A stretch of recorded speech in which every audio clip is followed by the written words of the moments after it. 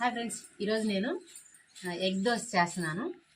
అంటే ఎగ్ దోశ అంటే నేను ఈ దోశ పిండిలోనే ఈ ఎగ్ అనేది కలిపి మరీ చేస్తాను అనమాట. నేను ఇన్స్టాలో చూసాను ఒక వీడియో, దాన్ని నేను ఇప్పుడు ట్రై చేస్తున్నాను.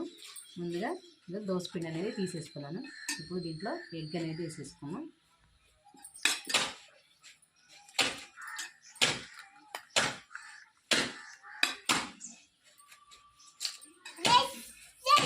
ఎగ్ వేసుకున్నాను. ఎగ్ని దోసపిండిలో కలుపుకోవాలి. కలుపుకున్న తర్వాత ఆనియన్స్, పచ్చిమిర్చి, కొత్తిమీర, పుదీనా ఇవన్నీ కూడా ఈ దోసపిండిలో వేసుకొని కలుపుకోవాలి అన్నమాట. ఇంకా వాటర్ అనేది వేయాల్సిన అవసరం లేదు.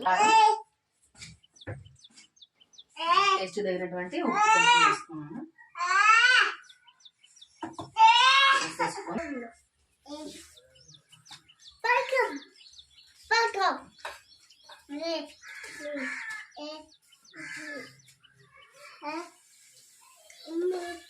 దోశ అనేది ఇలా తీసుకొని కొంచెం ఆయిల్ వేసుకున్నాను నేను. దోశ వైపు కూడా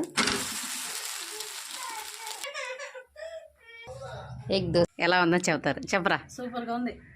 వాసన ఏమైనా వస్తుందా? ఎగ్ వాసన ఏమని? ఎలాంటి స్మెల్ లేదు, టేస్ట్ మాత్రం సూపర్గా ఉంది. చట్నీ కూడా అవసరం లేదు. మీరు కూడా ఒకసారి ఇలా ట్రై చేసి చూడండి. ఎగ్ దోశ అనేది తయారైపోయింది. చాలా ఎలా ఉందనేది నేనైతే తిని చూసి మీకు చెప్తాను. చూడండి, చాలా బాగుంటుంది. ముందుగా మా చెల్లి వాళ్ళు తినేసి చెప్పారు బాగుంది అని.